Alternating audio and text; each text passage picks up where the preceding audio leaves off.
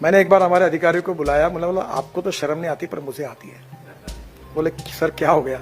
बोला 1000 kilometre NHI पर कोई मुतने के लिए जगह है क्या? बताओ। मतलब मुझे महिलाओं की क्या हालत होती है। मैंने हमारे यहाँ NHI क्या, मुझे तो नरीमन पॉइंट से 12 घंटे करने की बात है। तो बोले सर ये बहुत कठिन काम है। बोला क्या होगा?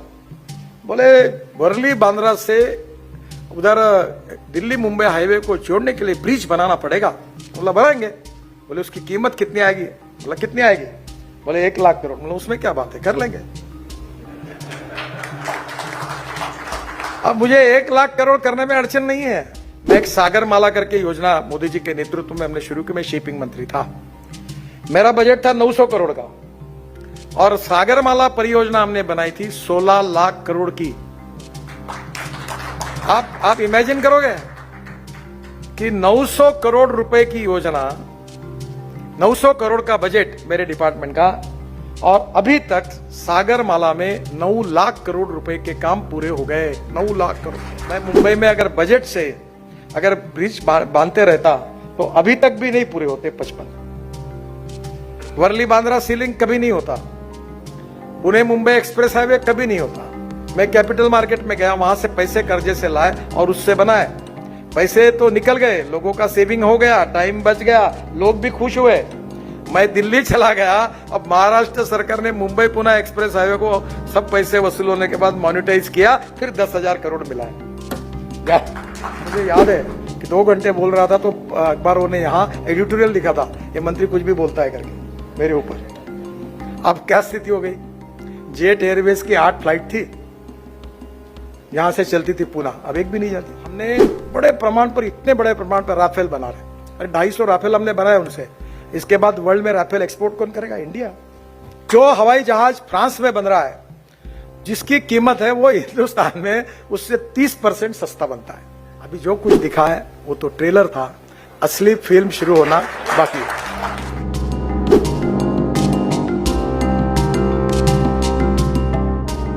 आज कितना हमने, आज डिफेंस में हमने बड़े प्रमाण पर, इतने बड़े प्रमाण पर राफेल बना रहे। अरे 250 राफेल हमने बनाए उनसे। इसके बाद वर्ल्ड में राफेल एक्सपोर्ट कौन करेगा? इंडिया। हमारा डिफेंस का एक्सपोर्ट देखो, आज 20,000 करोड़, 25,000 करोड़ का है। 5 साल के अंदर हमारा डिफेंस का एक्सपोर्ट 2 लाख करोड़ पहुंचेगा, इतना पोटेंशियल है। क्योंकि जो हवाई जहाज फ्रांस में बन रहा है, जिसकी कीमत है वो हिंदुस्तान में उससे 30% सस्ता बनता है। ये जितने लोग ऑटोमोबाइल वाले हिंदुस्तान में आ रहे हैं, वो कोई हमारे चेहरे की तरफ देखकर नहीं आ रहे।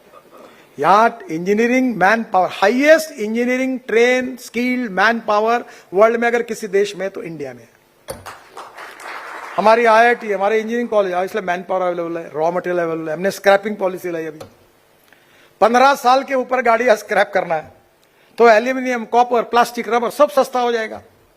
अभी लिथियम आयन बैटरी, एक समय उसकी कीमत थी $150 पर किलोवाट, अभी 115 आई, और मेरा विश्वास है कि अब 1 साल के अंदर 100 आएगी। यानी पेट्रोल की गाड़ी की कीमत, डीजल के बस की कीमत और ट्रक की सेम हो जाएगी।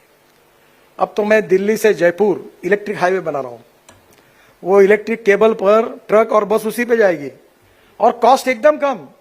120 रुपए का पेट्रोल जहां खर्चा होता है वह 8 रुपए की इलेक्ट्रिसिटी। अब मुझे बताओ इकोनॉमिक्स कितना बदल जाएगा।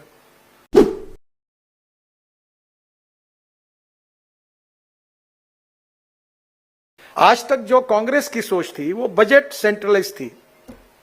हमारी पहली सोच थी कि नहीं, अभी जैसे उदाहरण के लिए मैं मुंबई में अगर बजट से अगर ब्रिज बांधते रहता तो अभी तक भी नहीं पूरे होते 55। वर्ली बांद्रा सीलिंग कभी नहीं होता, पुणे मुंबई एक्सप्रेस हाईवे कभी नहीं होता। मैं कैपिटल मार्केट में गया, वहां से पैसे कर्जे से लाए और उससे बनाए। पैसे तो निकल गए, लोगों का सेविंग हो गया, टाइम बच गया, लोग भी खुश हुए। मैं दिल्ली चला गया, अब महाराष्ट्र सरकार ने मुंबई पुणे एक्सप्रेस हाईवे को सब पैसे वसूल होने के बाद मॉनिटाइज किया, फिर 10,000 करोड़ मिला है। तो मैं जब ये BOT और PPP की बात करता था तो मुझे याद है कि जयंत पाटिल और RR पाटिल मुझे हाउस में पूछते थे कि आप तो रोड BOT पे निकाल रहे हो, ये PPP मॉडल में कर रहे हो, तो सरकार भी PPP और BOT पे क्यों नहीं निकालते। बाद में ये बात अलग है कि वो मेरे पास आने लगे, बजट में पैसा नहीं है तो बीओटी में करा दो। अच्छा, ये केवल पब्लिक प्राइवेट इन्वेस्टमेंट इतने बड़े प्रमाण पर आई है, आप कल्पना नहीं कर सकते। मैं एक सागरमाला करके योजना मोदी जी के नेतृत्व में हमने शुरू की, मैं शिपिंग मंत्री था, मेरा बजट था 900 करोड़ का, और सागरमाला परियोजना हमने बनाई थी 16 लाख करोड़ की। आप इमेजिन करोगे कि 900 करोड़ रुपए की योजना, 900 करोड़ का बजट मेरे डिपार्टमेंट का, और अभी तक सागरमाला में 9 लाख करोड़ रुपए के काम पूरे हो गए। 9 लाख करोड़। ये कैसे हुए? ये मुंबई वालों को समझाने की जरूरत नहीं, क्योंकि आप आर्थिक नीति समझते हैं। हमने भारतमाला की 30 लाख करोड़ की, भारतमाला 1, और मैं कहता हूं मेरे पास पैसे की कमी नहीं है। मैं कभी भी मीडिया को बोलता हूं, मैं जब करोड़ों में बात करता हूं, 1 लाख करोड़ 2 लाख करोड़, लोगों को लगता है पहले ही नेता है, कुछ बोलते होंगे ऐसे ही, तो मैं बोलता रिकॉर्ड कर लो। ये बॉम्बे स्टॉक एक्सचेंज के बैठे यहां, हमने एक इनविट मॉडल में लॉन्च किया। तो लॉन्च होने के बाद 10 दिन का टाइम था हमारे बॉन्ड को, और मैं भी 10 दिन के बाद बॉम्बे स्टॉक एक्सचेंज जाके वो बेल बजाकर उसको क्लोज करना था। और मैं फैमिली के साथ गोवा चला गया था। अचानक मुझे मेरे NHI फाइनेंस मेंबर का फोन आया, सर गड़बड़ हो गई। बोला क्या हुआ? बोले हमने लॉन्च किया, 10 दिन का टाइम दिया था, पर पहले दिन 7 घंटे में 7 टाइम्स ओवर सब्सक्राइब हो गया। अब इतना पैसा मिल रहा है, तुम जल्दी आओ, नहीं तो ये वापस कैसे करना, ये प्रॉब्लम होगा, हम बंद नहीं कर सकते ये, तो मुझे क्या करना है? बोले आप जल्दी आओ, बेल बजाओ, इश्यू क्लोज करो। 10 दिन का टाइम और 7 घंटे में 7 टाइम्स ओवर सब्सक्राइब।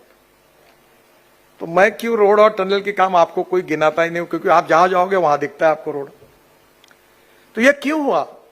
आर्थिक नीति में जो मोदी जी के नेतृत्व में बदल किया, उसके कारण हुआ।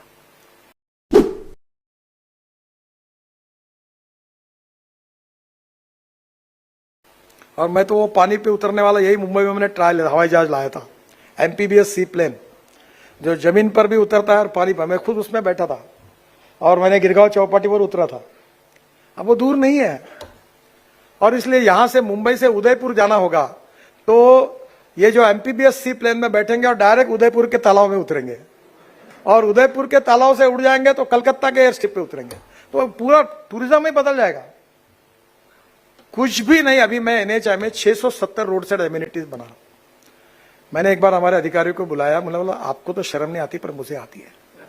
बोले सर क्या हो गया? बोला 1000 किलोमीटर NHI पर कोई मुतने के लिए जगह है क्या, बताओ। मतलब मुझे महिलाओं की क्या हालत होती होगी।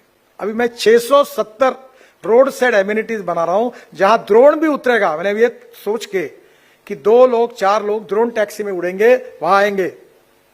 अभी मैंने MGM हॉस्पिटल तमिलनाडु में सिस्टम को इनॉग्रेट किया। हार्ट, लंग्स एयरपोर्ट पे उतरती है और ड्रोन में उठाकर हॉस्पिटल पहुंचाती है। तो हेलीपोर्ट 670 बना रहे हम लोग। 30 तो एयर स्ट्रिप ऐसे मैंने बनाई है, अभी उसमें से 16 बन गई, जहां हवाई जहाज उतरता है, हवाई जहाज उतर सकता है। और ये जो इससे कारण अनेक जगह पर केवल पैसेंजर का फायदा नहीं होगा। जो पहली बात थी कि नेशनलिज्म के साथ सुरक्षा,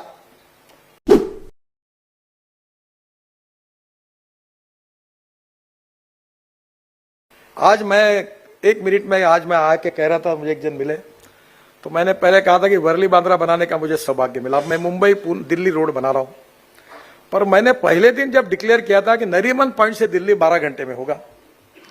अब प्रॉब्लम हुआ कि रोड जब डिजाइन हुआ तो JNPT के लिए चला गया, तो इधर आता नहीं मुंबई में। तो मैंने हमारे NHI कह दिया, मुझे तो नरीमन पॉइंट से 12 घंटे करने की बात है। तो बोले सर ये बहुत कठिन काम है। बोला क्या होगा? बोले वर्ली बांद्रा से उधर दिल्ली मुंबई हाईवे को जोड़ने के लिए ब्रिज बनाना पड़ेगा। बोला बनाएंगे। बोले उसकी कीमत कितनी आएगी? बोला कितनी आएगी? बोले 1 लाख करोड़। बोला उसमें क्या बात है, कर लेंगे। अब मुझे 1 लाख करोड़ करने में अड़चन नहीं है, जहां तक ये पहुंचा है उसके बाद मैं जोड़ने वाला हूं। इसका कारण ये है कि आर्थिक नीति में बदलाव हुआ।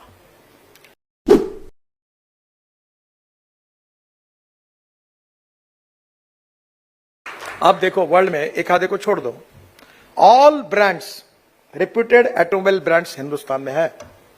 मैंने अभी इलेक्ट्रिक मर्सिडीज लॉन्च की, तो उन्होंने चेयरमैन से आए थे, चेयरमैन ने कहा कि अभी हमने इसके बाद केवल इलेक्ट्रिक पर ही गाड़ियां बनाएंगे और मैन्युफैक्चरिंग इंडिया में करेंगे।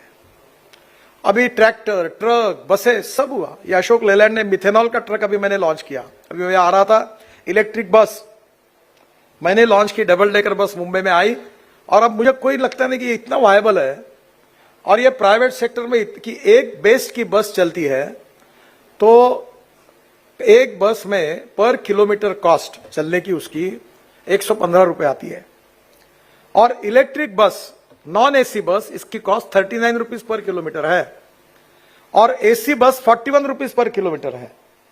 तो बेस्ट वालों ने केवल इलेक्ट्रिक बस कन्वर्ट कर दी तो भी 30% टिकट रेट कम करके एयर कंडीशन गाड़ी में बैठकर मुंबई वाले चलेंगे तो भी बेस्ट को प्रॉफिट होगा। मैं आरटीओ वाले मेरे ऊपर बहुत नाराज होते हैं। मैंने 16 ऐसी चीजें थी। आजकल नेशनल परमिट घर में बैठकर इंटरनेट से मिलता है।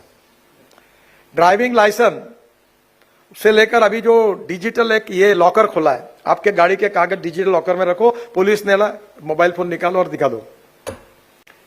तो ये जो चेंजेस हुए, 1200 कानून हमने बदले हैं और इसके कारण ट्रांसपेरेंसी भी आई और करप्शन भी गया। अब धीरे धीरे लोगों को परफॉर्मेंस ऑडिट हुआ। तो एक तरफ गुड गवर्नेंस एंड डेवलपमेंट और दूसरी तरफ इकोनॉमिक ग्रोथ, ये दोनों आधार पर सब सेक्टर में हो रही है। समस्या है, हमारा देश बहुत बड़ा है, पॉपुलेशन बहुत बड़ी है। एक तरफ 2070 के पहले पेरिस अकॉर्ड के साथ हमने जो कमिटमेंट किए कि हम लोग कार्बन न्यूट्रल देश बनेंगे, उसके तरफ भी जा रहे हैं। और दूसरी तरफ पावर को सस्ता भी कर रहे हैं। आज 38% पावर सोलर है और धीरे धीरे हमें यह सोचना होगा कि थर्मल पावर के बजाय हम किस प्रकार से जियोथर्मल पावर लाए, हाइड्रो पावर लाए, विंड पावर लाए, सोलर पावर लाए, बायोमास से पावर लाए। और अगर जरूरत होगी तो कुछ जगह पर न्यूक्लियर पावर का भी विचार करना पड़ेगा। अगर यूरेनियम बेस्ड पावर नहीं तो थोरियम हमारे पास है, उसके साथ पावर तैयार करेंगे। Because water, power, transport and communication, 4 बातें नहीं होगी तो इंफ्रास्ट्रक्चर डेवलप नहीं होगा। तो आज एक प्रकार से हर क्षेत्र में बदल हो रहा है। अभी 16 लाख करोड़ हमारा इंपोर्ट है फॉसिल फ्यूल का। और मुझे बताते हुए खुशी हो रही है कि मैं 2004 से बात कर रहा था। आज हमारे यहां मेरा विश्वास है कि 5 साल के अंदर हम इसको 50% कम करने की पूरी कोशिश कर रहे हैं। अब इसका फायदा क्या होगा? मैं अभी आशीष जिसका उल्लेख कर रहा था, तब मैं तो आजकल मुंबई लगभग आता ही नहीं हूं, तो कभी मुलाकात नहीं होती। पर ये जो चौक है आपका, जो माहिम चर्च का, इसके बारे में एक रिकॉर्ड आया है कि हमारे देश में सबसे हाईएस्ट पोल्यूटेड कोई चौक है तो ये चौक है। अब 40% pollution is because of fossil fuel. अब हम इलेक्ट्रिक बस ला रहे हैं। आप समझ लीजिए कि मुंबई की पूरी बसेस इलेक्ट्रिक पर चलेगी तो पोल्यूशन कम हो जाएगा। अब इलेक्ट्रिक कार आई, इलेक्ट्रिक स्कूटर आई, अब इलेक्ट्रिक बस आई। जो बनाते नहीं थे वो भी अब बना रहे, 2-2, 3-3 गुना कैपेसिटी बढ़ा रहे। और इतना ही नहीं तो मुझे पहले पत्रकार पूछते थे फिर इलेक्ट्रिक गाड़ी आएगी, फिर रास्ते में बंद होगी तो चार्ज कैसे होगी? अब कोई नहीं पूछता। अब वेटिंग लिस्ट है। अब मुझे बोलते हैं आउट ऑफ टर्न गाड़ी दिलाओ मुझे। ये कितना बड़ा रिवोल्यूशन है। इथेनॉल हमारे देश का किसान तैयार कर रहा है। ब्रोकन राइस से, बांबू से हम बिटुमेन बना रहे हैं, एविएशन फ्यूल बना रहे हैं, बायोफ्यूल। हवाई जहाज के फ्यूल में 2% डालने की बात है, हमारा किसान बना रहा है। पूरा उत्तर प्रदेश के किसान, गन्ना उत्पादक किसानों को इसलिए गन्ने का भाव मिला, गन्ने का पैसा मिला क्योंकि इथेनॉल आया। जब पूरी शुगर थी तो ब्राजील में 22 रुपए किलो शुगर का भाव, हिंदुस्तान में 32 रुपए किलो। कहां से एक्सपोर्ट होगा? अब मैं फ्लेक्स इंजन ला रहा हूं। अगस्त में टोयोटा की गाड़ी लॉन्च कर रहा हूं। ये कैमरी करके गाड़ी थी ना, जिसमें 100% पेट्रोल और 40% बिजली तैयार करती थी। अब पूरी टोयोटा की, इनोवा से लेकर सब गाड़ी आ रही है, सुजुकी की आ रही है। ऑलरेडी बजाज, टीवीएस और हीरो की स्कूटर्स आ गई है जो 100% बायो इथेनॉल पे चलेगी।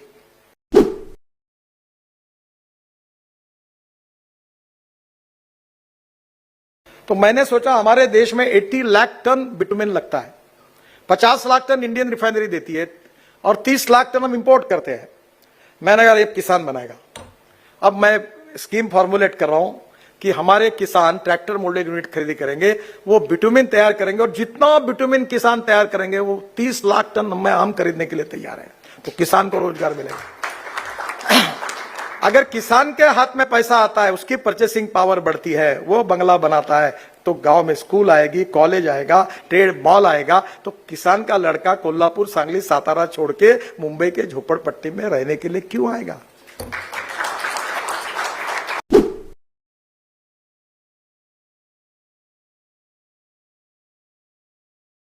आज मुझे बताइए, गुड़गांव में इतनी रौनक क्यों है? ऑटोमोबाइल इंडस्ट्री के कारण।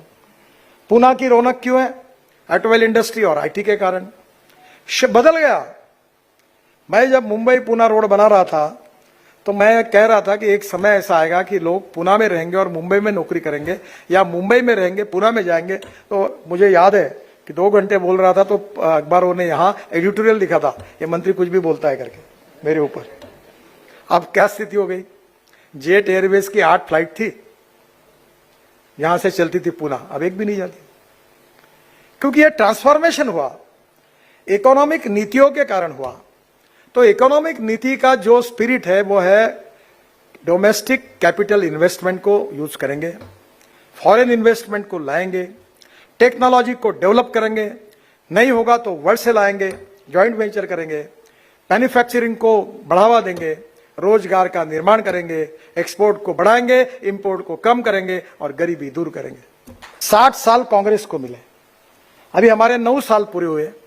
मैं इतना ही कहना चाहूंगा कि 75-60 साल में जो कांग्रेस की अर्थनीति के आधार पर जो नहीं हो सका, उससे कई गुना ज्यादा काम इस 9 साल में मोदी जी के नेतृत्व में हमारी सरकार ने करके दिखाया।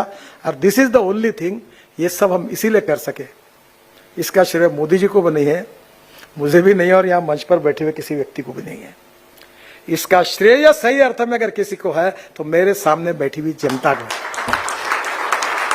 अगर आप हमको चुनकर नहीं देते, हम एमपी नहीं बनते, मुंबई से हमारे एमपी चुनकर नहीं आते, तो मोदी जी कहां से प्रधानमंत्री बनते?